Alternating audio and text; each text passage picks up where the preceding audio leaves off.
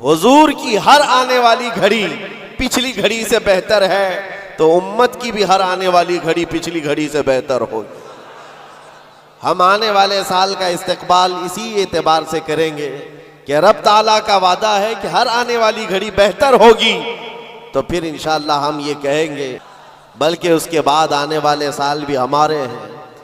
मैं गुफ्तगू की तरफ आगे बढ़ता हूँ, लेकिन उससे पहले आपको मैं बताऊँ, ऐसे डर के माहौल में, ऐसे सरासीमगी के वक्त में, जहाँ लोग छोटी सी अफवाह पर भी घरों पर दुबके बैठे हुए हैं, आज मुसलमानों में ख़ास तौर पर इतना डराया गया है कि लोग सफ़र करना भी छोड़ रहे हैं। अरे नहीं, अब ऐसे हालात हो जाएंगे, हम ट्रेन का सफ़र नहीं करेंगे, फलां जगह ना जाए। इतने डर के बावजूद, डर तो तुम्हारे अंदर फैलाया गया, खौफ तुम्हारे अंदर लाया गया, लेकिन जानते हो उनके पाखंडियों की बातों को सुना कभी?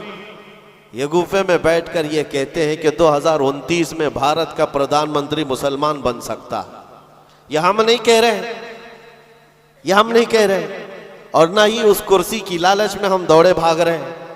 जिसके पास आयतल कुर्सी है उसे उस कुर्सी की हाजत नहीं, लेकिन दिलों का खौफ ये बताता है, उनका डर ये बताता है कि अगले साल आने वाले इनके लिए हो सकते हैं, और मैं दुआ करता हूँ अल्लाह उनका डर सही फरमाते।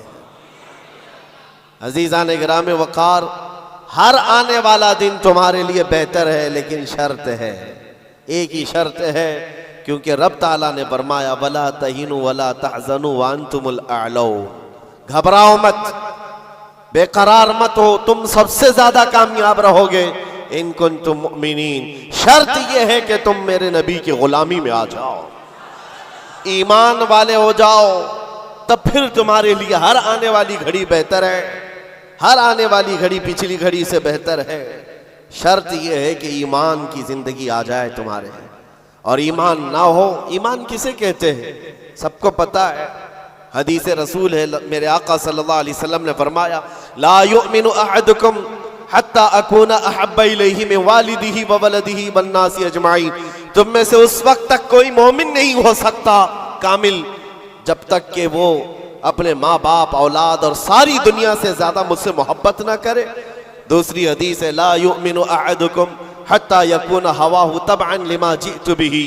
हुजूर पाक सल्लल्लाहु अलैहि वसल्लम फरमाते हैं तुम में से उस वक्त तक कोई कामिल मोमिन नहीं हो सकता जब तक कि वो अपनी ख्वाहिशात को मेरी मर्जी के मुताबिक ना बनाए। हुजूर की मर्जी के मुताबिक जब तक तुम अपनी ख्वाहिशात नहीं बनाओगे, मोमिन नहीं हो सकते, और मोमिन कामिल नहीं होगे तो फिर मदद भी नहीं है। मैं उस मोमिन की बात कर रहा हूं जिसको कुरान कहता है कभी कद अफलहल मुमिनून, ईमान वाले कामयाब हो चुके। कौन से ईमान वाले? ईमान की शर्त अव्वल है हुजूर के लिए बे इंतहा मोहब्बत करना, शर्त अव्वल है। अब आइए हम आज की इस रात में तज़किरा उन लोगों का करें जिनका जिक्र हमारे ईमान की जिला का सबब है।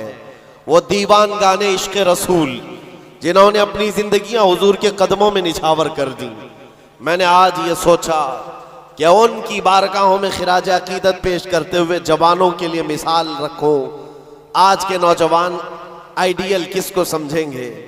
मेरे अजीजों, दुनिया आज बड़ी बड़ी स्क्रीनें लगाकर मुजरा करने वाले जालिमों के नाच को देख रही होगी। स्टंट करने वाले इनके सामने हीरो बन जाते हैं। मैं आज आपको उन जियालों की बात रखना चाहता हूं जो हकीकत में हीरो हैं, जो पूरी दुनिया के लिए हीरो हैं। उस बतले जलील का एक नाम काफी है, खालिद बिन वलीद। इसकी मिसाल दुनिया लाने से कासिर है।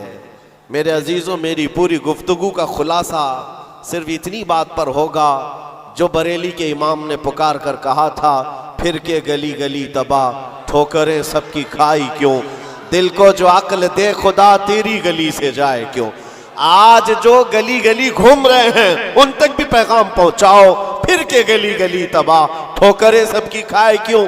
आ जाओ इस दरबार में। इस दरबार का जो सग भी हो जाता है, कुत्ता भी होता है, वो अपने वक्त का मुजद्दिद बन करके ये नारा लगाता है, ये नारा लगाता है, उस गली का गधा हूं मैं जिसमें मांगते ताजदार फिरते हैं।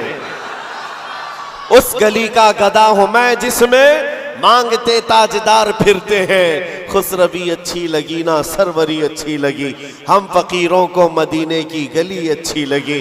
हुजूर ताजुश्शरिया बदरु तरीका फरमाते हैं, बुल हवस सुन सीमो जर की बंदगी अच्छी नहीं, उनके दर की भीख अच्छी सरवरी अच्छी नहीं। जो पिया को भाए अख्तर वो सुहाना राग है। ये ताजुश्शरिया फरमाते हैं, जो पिया को भाए अख्तर वो सुहाना राग है। क्या मतलब है? जो मुस्तफा को पसंद आए वही असल राग है, वही बात अच्छी है। जो पिया को भाए अख्तर वो सुहाना राग है, जिससे नाखुश हो पिया वो रागनी अच्छी नहीं। जिससे नाखुश हो पिया वो रागनी अच्छी नहीं। पिया हुजूर के बारगाह में इस्तिआरतन कहा गया है। हुजूर को जो चीज ना पसंद है वो हमारे लिए अच्छी है ही नहीं। यही तो बरेली का मिजाज है। कहते हैं ना ताजुश्शरिया रहमतुल्लाह ताला अलैह कि नबी से हो जो बेगाना उसे दिल से जुदा कर दे, पिदर मादर बिरादर जानो माल उन पर फिदा कर दे। ये सारे अशार का लुब्बे लुबाब खुलासा क्या है? उसका खुलासा यही है जो सहाबा का नारा था, हो ना ये फूल तो बुलबुल का तरन्नुम भी ना हो, चमने दहर में कलियों का तबस्सुम भी ना हो ना ये साकी तो मैं भी ना हो, खुम भी ना हो, बस में तौहीद दुनिया में ना हो, तुम भी ना हो। खीमे अफलाक का इस्तादा उसी नाम से है, नबज़ हस्ती तपश आमादा उसी नाम से है। दश्त में दामने कोहसार में मैदान में है, बहर में मौज की आगोश में तूफान में है। चीन के शहर मराकश के बयाबान में है, वही नाम पोशीदा हर मुसलमान के ईमान में है। और वो जो न हो तो और वो जो न थे तो। ये सारे अशार के बाद अब आओ मैं गुफ्तगू को आगे बढ़ाता हूं। इसी बात पर तवज्जो रखना, फिर के गली गली तबाह ठोकरें सबकी। अगर किसी को ठोकर लगी है तो वो दिल पर हाथ रखकर आ जाए। आज मैं उन जियालों की तरफ चलता हूं। यमन का एक कबीला बनु असद एक कबीला है जिसमें रहने वाले एक शख्स है हारिसा, और उनकी बीवी, छोटा सा एक कुंबा, छोटा सा एक खानदान, 3 बच्चे थे। हारिसा और उनकी बीवी और 3 बच्चे। ये यमन का रहने वाला एक कबीला है। औरत अपने तीनों बच्चों को लेकर मैके जा रही थी, और बड़ा बेटा जो उस वक्त उम्र का 8 साल का था, जैद नाम था। काफिले पर अचानक डाकुओं का हमला हुआ और माल लूट लिया गया, और साथ ही डाकुओं ने ये जैद नामी छोटे से बच्चे को, 8 साल के बच्चे को भी गिरफ्तार कर लिया। एक माँ का कलेजा दहल गया कि मेरे 8 साला बच्चे को मुझसे छीना गया। बाकी 2 बच्चे तो साथ थे। माँ की कैफियत ऐसी थी कि पहाड़ों पर चढ़ जाती, चीखती थी, और अरबी में जो अशार कहती थी, अल्लाहु अकबर, आज भी मौजूद है। यमन की रहने वाली ये खातून पहाड़ों पर जाकर पुकारती थी कि कोई मेरे जैद को देखा है तो मुझे बता दे। और जब खबर बाप को आकर लगी, बाप जान निछावर करता था अपने बेटे जैद पर। बाप की ऐसी कैफियत कि खाना छोड़ दिया, और मिजाज में तब्दीली ऐसी आ गई कि लोगों से मिलना तक छोड़ दिया अपने बेटे की जुदाई के गम में। यमन वाले कहते थे कि हारिसा का बेटा जो गुम हुआ यूसुफे गुमगश्ता है, यानी एक दूसरा यूसुफ है। जैसे हजरत याकूब अलैहिस्सलाम के बेटे यूसुफ की अलैहिस्सलाम की दूरी हुई थी तो आपने गम किया था, हारिसा ने अपने बेटे जैद की जुदाई में बहुत रोया। और वह अशार जो अरबी में लिखे जाते थे, यमन में जब वो अशार पढ़ते तो अपने जो दुश्मन होते वो भी रो पड़ते थे। बाप की जुदाई के गम के अशार लोगों को रुलाते थे। जमाना गुजर गया। अब डाकुओं ने उस जैद का किया क्या था, कुछ साल अपने पास रखा और उकास के मेले में, मक्का के करीब एक मेला लगता था, और उस मेले में लाकर जैद को गुलाम बनाकर बेच दिया। जब बेचा तो ये जैद गुलाम बनकर के किसके हवाले आया? खदीजा बिन्त खुवैलिद, उम्मुल मोमिनीन हजरत खदीजा रज़ियल्लाहु ताला अन्हा के घर हजरत हकीम बिन हिजाम के जरिए से। जब ये गुलाम हजरत खदीजा के घर आया तो उस वक्त 15-16 साल की उम्र थी। पहली नजर मुस्तफ़ा करीम की पड़ी थी। रसूल रहमत सल्लल्लाहु तआला अलैहि वसल्लम ने हजरत खदीजा के घर इस नौजवान को देखा। अदब में कामिल था, गुफ्तगू के सलीके अच्छे थे, लोगों से मुलाकात के तौर तरीके बताते, बड़ा खानदानी आदमी। जब ये पहली नजर मेरे मुस्तफ़ा करीम सल्लल्लाहु अलैहि वसल्लम की पड़ी तो उम्मुल मोमिनीन खदीजा से कहा, मेरे आका ने अगर आप बेहतर समझें तो ये गुलाम मेरे हवाले कर दें। क्या किस्मत है जिसको खुद रसूलुल्लाह खरीदी। ज़ैद को खरीद लिया, बल्कि तोहफतन हुजूर को दे दिया गया। गुलामी का दौर है। ज़ैद यही वो हारिसा के बेटे हैं, नबी मुकर्रम सल्लल्लाहु तआला अलैहि वसल्लम के हवाले आ गए। दिन रात मुस्तफ़ा करीम के साथ गुजर रहे हैं। तरबियत भी किसी ने, सरवर अंबिया ने की। और नौजवान के तौर तरीके ऐसे, मेरे अजीज़ों आपको पता है ये वो ज़ैद है जिसके बारे में मैं आपको बताऊं। हुजूर पाक सल्लल्लाहु तआला अलैहि वसल्लम के चंद दिनों के बाद मक्का में मशहूर हो गए, मोहम्मद सल्लल्लाहु तआला अलैहि वसल्लम का अगर कोई महबूब है तो वो ज़ैद है। हज़रत अबू बकर सिद्दीक़ रज़ियल्लाहु तआला अन्हु भी इस बारे में फरमाते कि ज़ैद को जो कराबत थी उस पर मुझे रश्क था हुजूर अकरम सल्लल्लाहु अलैहि वसल्लम का।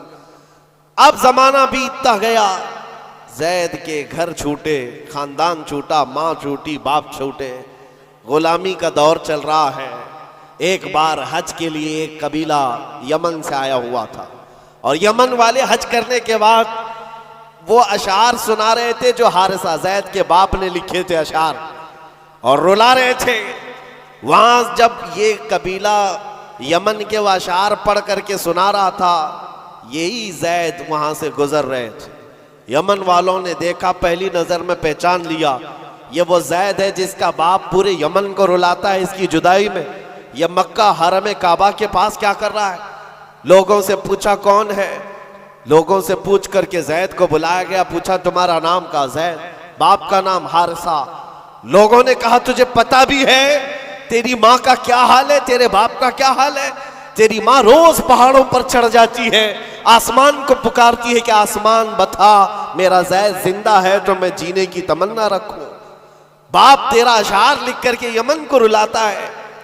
ज़ैद ने कहा कि हो सकता है, लेकिन जाओ अगर मेरे माँ बाप इस गम में रोते हैं तो उनको मेरा सलाम कहना और यूं कहना कि उन्हें गुमगश्ता ऊंट की तरह मुझे तलाश ना करें, इसलिए कि उनका ज़ैद उनकी गोद से कई बेहतर गोद में है। यमन वालों को यह जवाब देकर भेज दिया, गुमशुदा कोई बच्चा अपने माँ बाप की खबर पाले तो क्या होना चाहिए, लेकिन यहाँ कैफियत बदली हुई है। यहाँ कैफियत बदली हुई है। हुजूर पाक सल्लल्लाहु तआला अलैहि वसल्लम की इस गुलामी में दिन रात गुजरते रहे, शब और रोज गुजरते रहे। मेरे अजीजों, जिसको हो दर्द का मजा नाज़े दवा उठाएगी। आपको मैं बताऊं, ये कबीला यमन का गया और जा करके ज़ैद के माँ बाप से कहा, हारिसा और उनकी माँ से कहा तुम्हारा गुमशुदा बच्चा मिल गया, हरम काबा में हमने उसको देखा है और सुना है मोहम्मद नामी अरब के एक मशहूर शख्स की गुलामी में है और उनकी सखावत भी, दरिया दिली भी, रहम दिली भी मशहूर है। माँ और बाप ने खबर पाते ही महीनों का सफर दिनों में तय कर लिया। दौड़ते भागते मक्का पहुंचाए और जैसे पहुंचे पूछा कहाँ रहते हैं मोहम्मद सल्लल्लाहु अलैहि वसल्लम। हुजूर पाक सल्लल्लाहु अलैहि वसल्लम हरम काबा के पास ही उनको मिल गए। माँ इतना रोई, बाप इतना रोए, हुजूर पाक सल्लल्लाहु अलैहि वसल्लम को उन पर तरस आ गया। पूछा क्या बात है, कहा हमारा बच्चा गुम हुआ था, सालों बीत गए, अब तक हमने खाने का मजा नहीं चखा और हम सब की जिंदगी ऐसी वीरान सी लगती है कि उसके बगैर जिंदगी में अंधेरा है। पूछा हुजूर ने कौन है तुम्हारा बच्चा, कहा उसका नाम ज़ैद है और सुना है वह आपकी गुलामी में। हुजूर पाक सल्लल्लाहु अलैहि वसल्लम ने फरमाया ज़ैद तुम माँ बाप हो ज़ैद के? कहा हाँ, अगर आप मुनासिब फरमा समझे तो हमें हमारा ज़ैद लौटा दें। आप अल्लाह के तरफ से सुना गया है बड़ा रहम दिल रखते हैं, हमारे लिए अपना ज़ैद लौटा दें। हुजूर पाक सल्लल्लाहु अलैहि वसल्लम ने कहा मैं किसी के बाप और किसी की माँ से उसके बच्चे को अलग नहीं करना चाहता, लेकिन फिर भी ये फैसला मैं ज़ैद के ऊपर छोड़ता हूँ। वो चाहे तो मुझसे आज़ादी ले ले, बग़ैर किसी रकम के, बग़ैर किसी फिदिये के ग़ुलामी से आज़ाद करता हूँ और तुम उसे ले जाओ, और अगर नहीं तो फिर उसकी मर्ज़ी जो हो उस पर अमल किया जाए। फिर माँ बाप को ला कर के ज़ैद के सामने खड़ा किया जाना था। मुअर्रिख़ीन ने जो तारीख़ लिखी है, पढ़ते हैं तो आंखें आप दीदा हो जाती हैं। मेरे अजीज़ों, रसूल पाक सल्लल्लाहु अलैहि वसल्लम अपने घर ये दोनों माँ बाप को जो बिछड़े हुए बच्चे की जुदाई में रोते हुए आए थे, चचा भी साथ था, हुजूर अपने घर ले आए और उसके बाद ज़ैद अपने कामों में मसरूफ़ थे, बुलाया, ज़ैद इधर आ जाओ। आए ज़ैद, जैसी पहली नज़र पड़ी बाप पर, माँ पर, क्या कैफियत होनी चाहिए। बरसों का बिछड़ा हुआ बच्चा है, बरसों से दूर रहने वाला, माँ बाप की मोहब्बत में ये जुदाई के गम बर्दाश्त करने वाला, एक नज़र उठाई, फिर नज़र झुका ली और सरवरे कायनात की तरफ देखने लगे। मेरे आका ने पूछा, ज़ैद तुम जानते हो इनको? कहा हाँ या रसूल अल्लाह, ये मेरे बाप हैं, ये मेरे चाचा हैं, ये मेरी माँ हैं। हुजूर ने पूछा, ज़ैद तो फिर मिलते क्यों नहीं? बरसों के बिछड़े हुए हो, फिर उनके पास जाते क्यों नहीं? ज़ैद ने कहा, या रसूल अल्लाह, आपके चेहरे को देखने के बाद फिर किसी के चेहरे की तरफ हम नजर नहीं उठाते। तेरे कदमों में जो है गैर का मुंह क्या देखे, कौन नजरों में जचे देख के तलवा तेरा। रसूल पाक सल्लल्लाहु अलैहि वसल्लम ने फरमाया, जाओ ज़ैद मिल लो, माँ से मिल लो, बाप से मिल लो। माँ ने कलेजे से लगाया और चूमना शुरू किया, बाप ने माथा चूमा। यह अजीब मंजर था। बहुत देर गुजर गई इनके लाड़ो प्यार के इजहार की। उसके बाद रसूल रहमत सल्लल्लाहु अलैहि वसल्लम ने फरमाया, ज़ैद तुम्हारे साथ ये हादसा हुआ था, इतने सालों तुम अपने माँ बाप से अलग रहे, अब फैसला तुम्हारी मर्जी पर है, तुम जहाँ जाना चाहते हो जा सकते हो। यमन अपने कबीले जाओ, अपने ख़ानदान, अपनी माँ और अपने बाप, अपने भाइयों के पास जाओ। हज़रत ज़ैद उस वक्त खड़े होकर कहते हैं, मक्का वाले ये मंजर देखने के लिए हुजूर के घर के अतराफ जमा हो चुके हैं, बहुत सारे जमा हैं। ज़ैद ने सबको मुखातिब करके कहा, ऐ लोगो हाजिरीन मजलिस, सब देखो, ये मेरी माँ है, ये मेरे बाप हैं, ये मेरे चचा हैं, लेकिन सबको गवाह बनाकर कहता हूँ, मोहम्मद अरबी सल्लल्लाहु अलैहि वसल्लम की गुलामी 1000 आज़ादियों से अफजल है। मैं अपनी माँ के पास ना जा सकता हूँ, ना बाप के पास जाना चाहता हूँ, मैं हमेशा इसी दर की गुलामी में रहना चाहता हूँ। माँ कहती है, बेटा आज़ाद कर रहे हैं तुझे मोहम्मद सल्लल्लाहु अलैहि वसल्लम, तुझे आज़ाद कर रहे हैं।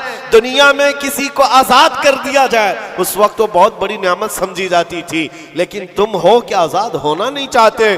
ज़ैद ने कहा, 1000 बाप और 1000 माँ मिलकर जो अपने बच्चों पर शफकत नहीं कर सकती, वो मोहम्मद रसूलुल्लाह ने मेरे साथ किया। जैसे ही हज़रत ज़ैद का ये ऐलान मक्का वालों ने सुना तो क्या रसूल रहमत सल्लल्लाहु ताला अलैहि वसल्लम ने उनको छोड़ दिया? आता है फ़कीरों पे उन्हें प्यार कुछ ऐसा, खुद भीख दें और खुद कहें मंगते का भला हो। हुजूर रहमत सल्लल्लाहु ताला अलैहि वसल्लम, रहमत आलम सल्लल्लाहु अलैहि वसल्लम ज़ैद का हाथ पकड़ करके ले जाते। कहाँ लेकर के आए? हरम काबा के पास आए, पूरे मक्का वालों को मुखातिब करके कहा, ऐ मक्का वालों गवाह रहना, मैंने ज़ैद को गुलामी से आज़ाद किया और आज के बाद से ये मेरा वारिस है और मैं इसका वारिस। मक्का में ये बात मशहूर हो गई। क्या?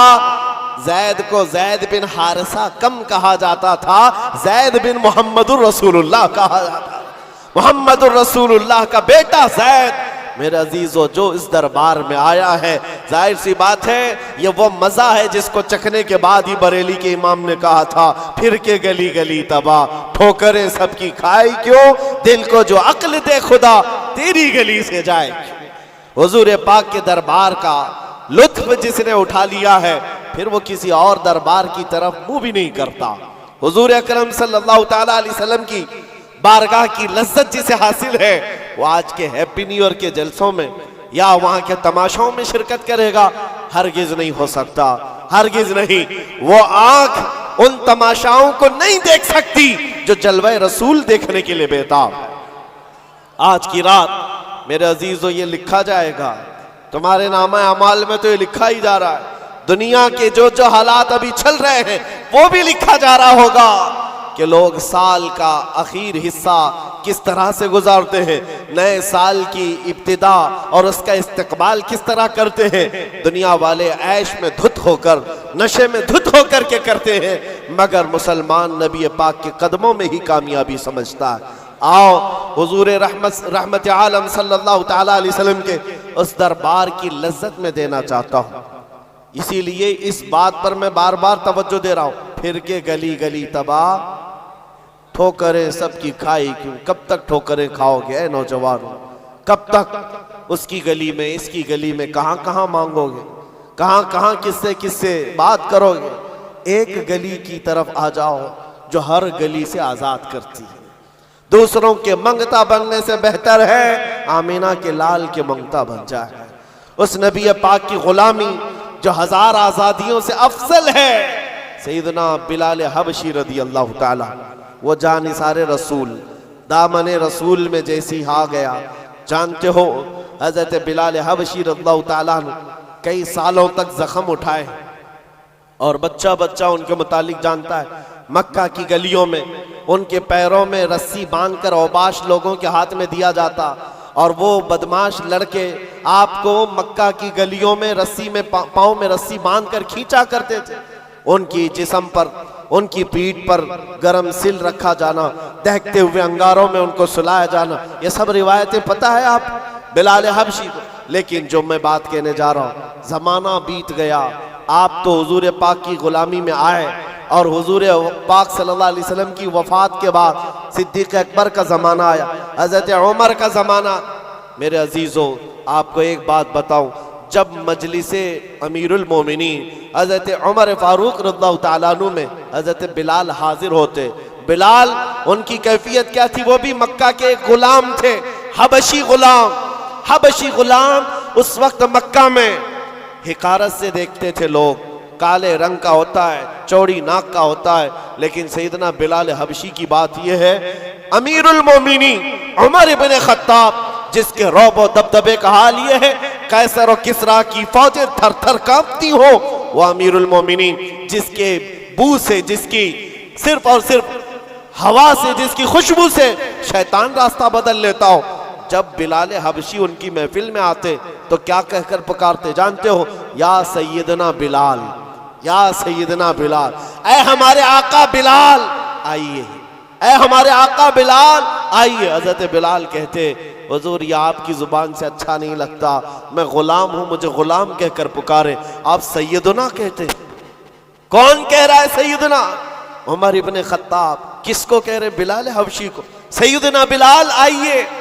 हजरत बिलाल जब कहते अमीरुल मोमिनीन, आप ये ना कहें सैयदना, मुझको गुलाम कहकर पुकारे। हजरत उमर क्या कहते थे?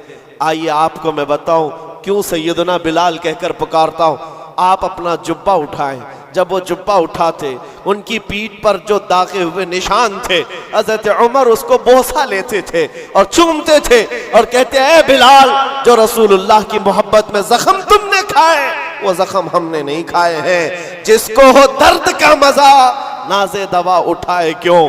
अजीज़ा ने गिरामी वक़ार, मकाम और मर्तबे में वही बुलंद था जो दरबारे रिसालत व आपका और उस गली का गधा बन कर के पूरी जिंदगी गुजारता रहा। एक दो नहीं, कई मिसालें आपको मैं बताऊं। एक साहबी हैं मुसअब बिन उमैर, ये रसूल पाक सल्लल्लाहु ताला अलैहि वसल्लम के एम्बेसडर कहलाते थे, तर्जुमाने रसूल थे, सफीर रसूल थे।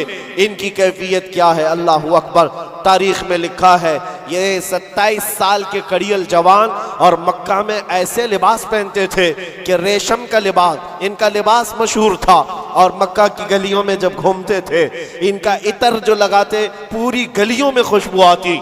महंगा लिबास पहनते, महंगा अतर इस्तेमाल करते। दामने मुस्तफ़ा से जब वाबस्ता हुए, ये मुसअब बिन उमैर, उनकी माँ भी काफिरा है, बाप भी काफिर है और सख्त तरीन दुश्मनाने रसूल हैं। शुरू में आपने अपना इस्लाम छुपाए रखा। चंद दिनों के बाद एक दिन उस्मान बिन तलहा ने देख लिया, जो कलील बरदार काबा थे, जाकर इनकी माँ से कहा, तू क्या घर पर बैठी रहती है? तेरा बेटा तो मोहम्मद के दीन को इख्तियार कर चुका है। माँ को इतना बुरा लगा ये जुमला। जब मुसअब बिन उमैर आए तो उनसे पूछा कि क्या तुमने मोहम्मद अरबी का दीन कबूल कर लिया है? आपने बरजस्ता कहा हाँ, उस रसूल पाक सल्लल्लाहु अलैहि वसल्लम के दीन में दाखिल हुआ जो बंदों की इबादत से निकाल कर खालिक की इबादत की तरफ ले जाता है। आपका ये जुमला माँ बाप को शाक गुजरा, मारना शुरू किया, इतना मारा जख्मी कर दिया। उसके बाद मुसअब बिन उमैर घर से निकले, रोज मार खाते थे, रोज अपनी माँ से भी और अपने बाप से भी कोड़े भी खाते थे। दरबारे रसूल में जब आते तो जख्मी हालत में आते, कपड़े भी उनके जख्मों से फटे हुए होते।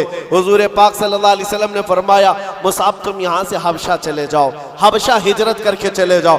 माँ बाप वतन सब छोड़कर हबशा की तरफ चले गए। चंद महीने वहां रुके, वापस आए, फिर दोबारा हबशा की हिजरत किया। नबी करीम सल्लल्लाहु ताला अलैहि वसल्लम का ये जानिसार हिजरत पर हिजरत करता रहा। एक वक्त ऐसा आया था कि नबी पाक सल्लल्लाहु ताला अलैहि वसल्लम ने मदीने हिजरत करने से पहले अपना सफीर बनाकर किसी को भेजा था, तो मुसअब बिन उमैर थे। मदीने आए थे, गली गली में जाते थे, घर घर को खटखटाते थे। एक साल के अंदर 73 सहाबा को मदीने के वो हुजूर के पाक की बारगाह में लाकर गुलाम बना दिया था। नबी पाक सल्लल्लाहु ताला अलैहि वसल्लम के दरबार के ऐसे गुलाम बनाए, आम लोग नहीं है। साद बिन उबादा, साद बिन मुआज, ये अंसार कबीलों के सरदारों को इस्लाम पहुंचाने वाला वो कड़ियल जवान। मैं बात किस लिए कर रहा हूं, सुनो जरा, जिंदगी थोड़ी सी मुझे बतानी जरूरी है। वो मुसअब बिन उमैर जो रेशम का लिबास पहनता, जो महंगे ऊद और अतर इस्तेमाल करता, दामन मुस्तफा में आया है, हिजरत पर हिजरत है, वतन छूटा है, कभी हबशा के चक्कर, कभी अफ्रीका के चक्कर, और उसके बाद कभी यसरब, यहाँ पर आप आकर आबाद होते रहे। जब रसूल पाक सल्लल्लाहु ताला अलैहि वसल्लम मदीने तशरीफ लाए थे, अल्लाहु अकबर, इस्तिकबाल करने वालों में सबसे आगे बढ़कर मदीने वालों को जो बताया था कौन था जानते हो आप? हुजूर जब तशरीफ ला रहे थे, मदीने आ रहे थे, हजरत अबू बकर सिद्दीक अपना कुर्ता उठा करके लोगों के यानी हिला हिला कर झंडा बनाकर बता रहे थे हुजूर पाक सल्लल्लाहु ताला अलैहि वसल्लम ये मेरे आका हैं। मुसअब बिन उमैर ने मदीने वालों को दूर से देख करके बताया था कि जो कपड़ा हिला रहा है वो रसूलुल्लाह का गुलाम खास है, और जो चमकदार चेहरा मदीने में तुलू हो रहा है वो मोहम्मद रसूलुल्लाह का है। मुसअब बिन उमैर ये मदीने तैयबा में सफीर इस्लाम है, सफीर रसूल है। थोड़े दिनों की बात है मेरे अजीजों, जैसे ही हुजूर तशरीफ लाए, जानते हो हुजूर के पास जिस वक्त वो आए थे मदीने में, मेरे आका सल्लल्लाहु अलैहि वसल्लम की आंखों में आंसू आ गए मुसअब बिन उमैर को देखकर। किस वजह से? सहाबा कहते हैं मुसअब बिन उमैर के पूरे जिस्म में पहनने के लिए कोई कपड़ा नहीं था, एक बकरी की खाल को लपेट करके उस पर कांटे लगा लिए थे। बकरी की खाल, और जगह जगह से वो भी फटी हुई है, वो पहन करके हुजूर के बारगाह में आए। मेरे आका सल्लल्लाहु अलैहि वसल्लम उन्हें देखकर रो पड़े। लोगों से कहा जानते हो ये मेरा मुसअब, ये मक्का की गलियों में जब चलता था, इसके अतर की खुशबू पूरी गलियों में होती, सबसे महंगा लिबास पहनता, रेशम का लिबास पहनने वाला मुसअब बिन उमैर आज बकरी की एक खाल में अपना जिस्म छुपा रहा है। अजीजान गिरामी वक़ार, सारी ऐश की जिंदगी तर्क किया था सिर्फ इसी गली के लिए। फिर के गली गली तबाह, ठोकरें सबकी खाई क्यों, दिल को जो अक्ल दे खुदा तेरी गली से जाए क्यों। नबी रहमत सल्लल्लाहु ताला अलैहि वसल्लम ने अपनी चादर उठाकर उनको अता की थी, और उस चादर को लेकर जिंदगी भर गुजारते रहे। जब जंगे ओहद का मौका आया, बदर में शरीक रहे, ओहद में आए, सुनो उस मुसअब बिन उमैर की जिंदगी बता रहा हूं। नौजवानों, तुम्हें ऐसा लगता है जिंदगी के ऐश यही असल है? तुम आज अगर एक वक्त का खाना नहीं मिलता तो चिढ़ जाते हो, तुम्हारी पसंद के कपड़े नहीं मिलते, घर छोड़कर भाग जाते हैं। कुछ लड़कियां तो आज ये कहती है मेरा बाप मुझे क्या दिलाता है, ये आज 6 महीने का जो उसका फ्रेंड बना है ये उसको अच्छे खासे कपड़े दिला रहा है। ये सब तो आज मेयार बना हुआ है जीने का। उस मुसअब बिन उमैर की जिंदगी सिर्फ इसलिए बता रहा हूं, ऐश व इशरत को तर्क किया था उस रसूल पाक सल्लल्लाहु ताला अलैहि वसल्लम की गुलामी में। जानते हो ओहद के मैदान में एक वक्त ऐसा आया कि शैतान ने अफवाह गरम कर दी थी कि मोहम्मद रसूलुल्लाह का इंतकाल हो गया सल्लल्लाहु अलैहि वसल्लम। मुआज़ल्लाह, जैसी ये खबर फैली, सहाबा कराम की दो जमातें हो गई। दो जमातें कैसे? बाद सहाबा ने कहा आप तलवार उठा करके क्या करेंगे, चलो मदीने वापस चलते हैं। हुजूर पाक सल्लल्लाहु ताला अलैहि वसल्लम का अगर इंतकाल हो गया, विसाल हो गया है, तो क्या करेंगे? कुछ तो तलवार उठाने को ये कहकर छोड़ दिए, और लेकिन दूसरी जमात ये थी जो ये कह रहे थे कि ठीक कहा तुमने, रसूल पाक सल्लल्लाहु अलैहि वसल्लम के पास उनके बाद तलवार उठाकर करना क्या है। लेकिन मुसाब बिन उमैर का एक जुमला था जो उहद के मैदान में गूंज रहा था, ऐ लोगों, ये क्यों नहीं सोचते रसूलुल्लाह के बाद जीने का क्या मतलब है? अगर रसूलुल्लाह नहीं है तो फिर जी कर के मतलब क्या, उठाओ तलवार। तो ये चंद लोगों की जो जमात की सिपह सालारी कर रहे थे उस वक्त मैदान में, मुसाब बिन उमैर झंडा हाथ में पकड़ा था। कुमैया नाम का एक दुश्मन उनके मोंढे से तलवार, मोंढे को काट दिया, कंधे से हाथ काट दिया।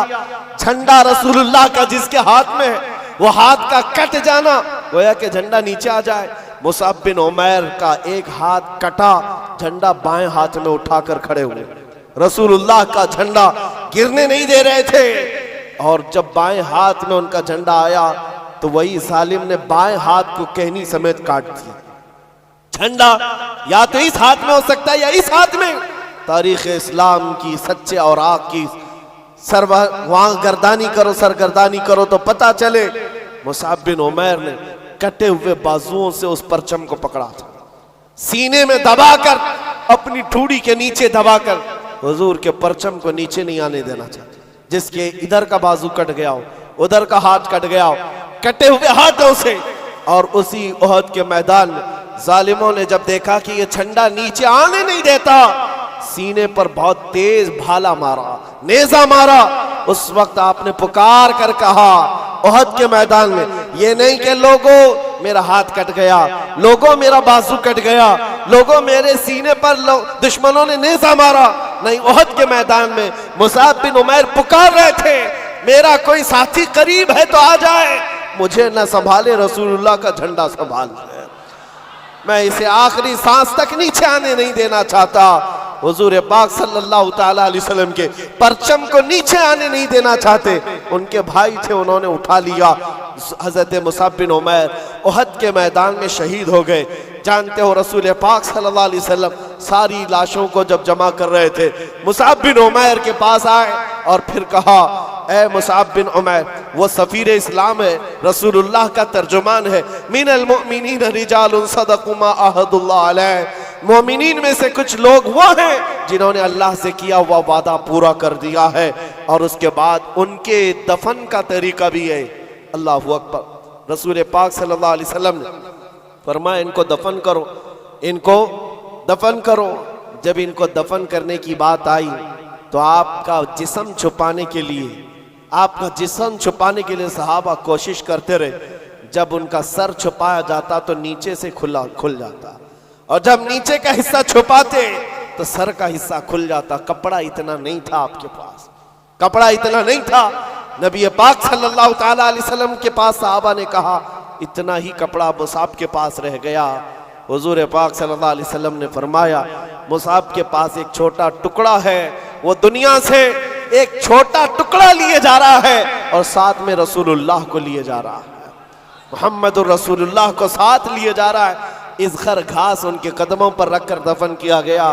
फिर मैं कहता हूँ मेरे अजीजों, वो कौन से जवान थे जिन्होंने अपनी जिंदगी को निछावर कर दिया था उन कदमों में, ऐश और इशरत को तर्क कर दिया था। उनके महंगे लिबास, उनकी महंगी खुशबुएं, सारी चीजें दरबारे रिसालत में वक्फ हो गई थी सिर्फ नबी पाक सल्लल्लाहु अलैहि वसल्लम की रजा के लिए। आज आपसे हम ये नहीं कहते कि हलाल चीजें छोड़ दो, पहनना छोड़ दो, ओढ़ना छोड़ दो, नहीं, कम अज कम हुजूर पाक के अगर गुलाम हो तो हराम चीजों को तो छोड़ सकते हो।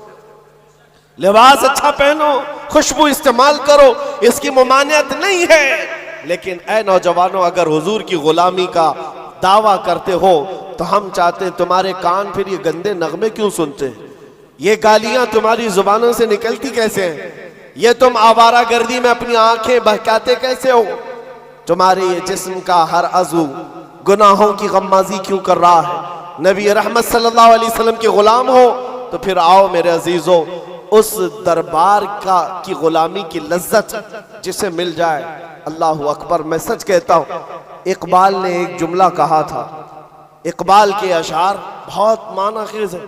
कहा था कि ये गाजी ये तेरे पुरअसरार बंदे जिन्हें तूने बख्शा है ज़ौक़े खुदाई, दो नीम इनकी ठोकर में दरिया व सहरा, सिमट कर पहाड़ उनकी हैबत से राई।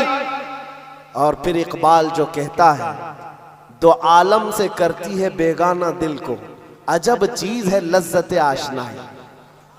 दो आलम से करती है बेगाना दिल को, अजब चीज है लज्जत आशनाई। जिसको हुजूर पाक की आशनाई की लज्जत मिली है, पूरी दुनिया से उसे बेखबर कर दे। ये लैला मजनू के किस्से बहुत हो गए। आज के दौर में जवान अभी अंगड़ाइयां क्या लेती है इसकी जवानी। ये सोचता है सबसे पहले किसी लड़की को काबू कर लेना चाहिए, बहुत बड़ा काम है। मुंबई के नौजवानों को ये किसने बता दिया? मेरे अजीजों, ये तो छिछोरों का काम है, बहादुरों का काम नहीं। बहादुरों को कायल करने के लिए औरत है। औरत तो किसी को भी मिल जाएगी, जो तुम्हारे मुकद्दर में वो मिल जाएगी, आपके काम नहीं है। आपको मैं बताऊं, हुजूर पाक के एक और जानिसार है, अनस बिन नुज़ैर, अपनी बीवी से कमाल की मोहब्बत करते थे। इश्क ऐसा नहीं है कि सिर्फ तुम ही करते हो, उस जमाने में भी इश्क हुआ है। लैला और मजनू के किस्से यहाँ हिंदुस्तान की गलियों से नहीं आए, ये भी मशहूर आशिक थे। लेकिन आपको मैं बताऊं, अनस बिन नुज़ैर अपनी बीवी से बहुत इश्क करते थे, मोहब्बत करते थे। लेकिन ये है कौन? रसूलुल्लाह सल्लल्लाहु अलैहि वसल्लम के हमराज हैं। हुजूर उनके घर जाते थे। एक दिन दोपहर के वक्त उनके घर बैठे, मक्का से एक खत आया। हुजूर पाक ने कहा, अनस पढ़ के सुनाओ क्या है। उन्होंने पढ़ के सुनाया कि मक्का वाले जंगों की तैयारी कर रहे हैं, और ये राज था, वहां के हालात सब बता दिए थे खत में। रसूल पाक ने फरमाया, मोड़ कर रख लो, ये तेरे और मेरे बीच में राज है। अनस बिन नुज़ैर ने कहा, ठीक है या रसूल अल्लाह, आपने हुक्म फरमाया। उसके बाद जब हुजूर घर से निकले, उनकी बीवी अंदर से आई, जो उनकी बहुत बड़ी महबूबा है, उनकी माशूका है, बेहद मोहब्बत करते थे। बाहर आई, कहा, अनस बिन नुज़ैर किसका खत आया था? रसूलुल्लाह के पास क्या पढ़कर सुना रहे थे? कहा, खबरदार, मोहब्बत अपनी जगह, वो रसूलुल्लाह का राज है, वो रसूलुल्लाह का राज है, नहीं बयान कर सकता। कमाल दर्जे का इश्क हो मेरे अजीजों। आज के वो मजाजी आशिक तो माँ बाप को लात मार देते। 6 महीने की मोहब्बत क्या होती है, ये माँ बाप को ठोकर मारकर चले जाते। अनस बिन नुज़ैर अपनी उस बेहद मोहब्बत करने वाली औरत से कहते, खबरदार इस मामले में मत आना। बीवी ने कहा, कोई बात नहीं, मैंने सुन तो लिया है दीवार के पीछे से। खत में क्या था? मक्का से आया है खत, जंगों के हालात बताए गए, आप पढ़कर सुना रहे थे। बीवी ने सुन लिया था। इसके बाद हुआ क्या? अनस बिन नुज़ैर ने सीधे गर्दन पकड़ ली। कहा, गर्दन पकड़ ली अपनी उस औरत की। कहा, उस वक्त तक हाथ नहीं छोड़ूंगा जब तक रसूलुल्लाह बयान न फरमाते, हुक्म ना आ जाए। मोहब्बत अपनी जगह पर, इश्क अपनी जगह पर, हुजूर के मामलात अपनी जगह पर। हुजूर के पास गर्दन पकड़ करके ले आए, दौड़ते हुए कहा, हुजूर ने पूछा, क्या हुआ अनस, इसको क्यों पकड़ लाए? कहा, या रसूल अल्लाह, इसने हमारे राज को दीवार पीछे से सुन लिया। मेरे आका, कहीं मैं मुजरिम ना हो जाऊं, मुझ पर अल्लाह का अज़ाब ना आ जाए, आपके राज को इफ्शा करने की सजा में मैं कहीं मुलविस ना हो जाऊं। हुजूर पाक ने फरमाया, गर्दन छोड़ दो, आजाद कर दो, वो भी मेरी सहाबिया है। जैसे राज तुम्हारे पास महफूज है, वैसे राज उसके पास भी महफूज है। हजरत अनस बिन नुज़ैर ने गर्दन से हाथ हटा दिया और फिर मुस्कुरा कर बीवी से कहा, पहली वाली मोहब्बत फिर बाकी है, जो मोहब्बत थी वो मोहब्बत फिर बाकी है। लेकिन याद रखना, हमारी मोहब्बत का मेयार थर्मामीटर सिर्फ कदम रसूल है, वो जो ना हो तो हाँ, ये हमारा थर्मामीटर है। यही बरेली का मिजाज है, नबी से हो जो बेगाना उसे दिल से जुदा कर दे, पिदर मादर बिरादर जानो माल उन पर फिदा कर दे। अजीज़ान गिरामी वक़ार, ये वो सहाबा की मिसालें मैं आपको रखा हूँ। उहद के मैदान में एक दो नहीं, कई मिसालें आपको पता है। वो दूल्हा भी शरीक हुआ उहद के मैदान, जिसकी आज शादी हुई और सुहाग रात मना रहा अपनी बीवी के साथ, और शब्बाशी करने के बाद उठकर दौड़ा मैदान में आ गया जिस दिन उसका वलीमा है, और उहद के मैदान में तलवार लिए लड़ रहा है और शहीद भी हो गया। कौन है ऐसा जो अपने वलीमे के दिन शहादत पा रहा हो? वलीमा है, कल शादी हुई है, बीवी को घर लाया है, लेकिन ऐसा नहीं है कि बीवी को बगैर बताए छुपाए प्लानिंग करके भाग आया हो। रात को बिस्तर से उठ करके अपनी बीवी से कहा, ऐ मेरी शरीक हयात, मैंने तुझे दुल्हन तो बना लिया, लेकिन कानों में आवाज आई है कि रसूलुल्लाह सल्लल्लाहु अलैहि वसल्लम के साथ सारे मदीने वाले निकल पड़े हैं, लिहाजा मेरा घर में रहना किसी हालत सही नहीं, चाहो तो तलाक ले लो, इद्दत के बाद दूसरा निकाह कर लो, या तो फिर अल्लाह की मर्जी पर कायम रहो। वो खातून ऐसी नहीं थी, वो कहती कि कहां से तुम आज के आज शादी करके लाए और किसके हवाले छोड़ जा रहे हो, और मुझे सुहागन को अभागन बनाए जा रहे हो? नहीं, वो खातून है, मदीने की, कहती है, ऐ मेरे सरताज, गम किस बात का, आप मुझे तलाक की बात क्यों करते हैं? चाहे अल्लाह की मर्जी पर मैं कायम हूं, अगर आप लौट करके आए तो फखर से मदीने में गाजी की बीवी कहलाऊंगी, और अगर नहीं लौटे तब भी फखर से शहीद की बेवा कहलाऊंगी। ये जज्बा कहाँ है? वो मदीने वालों के अंदर था, जिन्होंने सब कुछ हुजूर पाक सल्लल्लाहु ताला अलैहि वसल्लम के कदमों में निछावर किया। ऐ मेरे अजीजों, ये सारी बातें रखने के बाद सिर्फ मैं इतना चाहता हूं, आज भी इन अंधेरियों से हमें कोई चीज निकाल सकती है तो हुब्बे मुस्तफा है। आ जाओ उनके दरबार में, फिर के गली गली तबाह, ठोकरें सबकी खाई क्यों, दिल को जो अक्ल दे खुदा, तेरी गली से जाए क्यों। इसलिए कि इस अकीदे के साथ मैं बात अपनी खत्म करता हूं। आज लोगों को ऐसा गुमान होता होगा, थोड़ा इस पार्टी में चले जाएं, इस पार्टी में चले जाएं तो सकता इनकी हुकूमत, इनकी कुछ हो जाएगा। यूपी में तो देखा है, जिसकी गवर्नमेंट आती है हर कार पे उसी गवर्नमेंट का झंडा लगा लेते हैं। बीजेपी है तो बीजेपी का, कांग्रेस है तो कांग्रेस का, सपा है तो सपा का, झंडे वहां पर बदलते रहते हैं, जिसकी आए उसकी। मेरे अजीजों, ये मिजाज तो दुनिया वालों ने दिया है कि सकता हुकूमत जिसके पास आ जाए। अरे बड़े बड़े नेता बदल कर इधर से उधर पार्टी में चले जाते, होता है कि नहीं होता? क्यों करते हैं वो? अरे वो लोग भी बहुत अक्लमंद हैं, कहते हैं जिनकी हुकूमत है उनके साथ जाने से थोड़ा फंड तो मिलेगा, काम तो होगा, भलाई तो कर सकेंगे। ये तो उनकी दलील है, बहुत अच्छी दलील आपने दी कि जिसकी हुकूमत है उसके यहां जाने से फायदा होता है। इसी को ताजुश शरिया ने हमें यह कहा था, ऐ सुन्नियो, तुम्हें पता है जहां में उनकी चलती है, जहां में उनकी चलती है, वो दम में क्या से क्या कर दे, जमीन को आसमां कर दे, सुरैया को सरा कर दे। तो फिर जिसकी चलती है वहीं जाने से फायदा है। तो फिर आ जाओ, फिर के गली गली तबाह, ठोकरें सबकी खाई क्यों, दिल को जो अक्ल दे खुदा, तेरी गली से जाए क्यों। फिर मैं कहता हूं, वो तुम्हारे झंडे हैं जो बदलते हैं, हमारा झंडा कभी नहीं बदलता। हम जिसके मदखा हैं, दुनिया तो दुनिया है, हमारा मिजाज ये है, हश्र में होगा दाखिला इस शान से, या रसूल अल्लाह का नारा लगाते जाएंगे। खुल्द में होगा दाखिला इस शान से, या रसूल अल्लाह का नारा लगाते जाएंगे। किसी की जय विजय क्यों पुकारे, क्या गरज हमको, किसी की जय विजय क्यों पुकारे, क्या गरज हमको। हमें काफी है सैयद अपना नारा, हमें काफी है सैयद अपना नारा, हमें काफी है सैयद अपना नारा।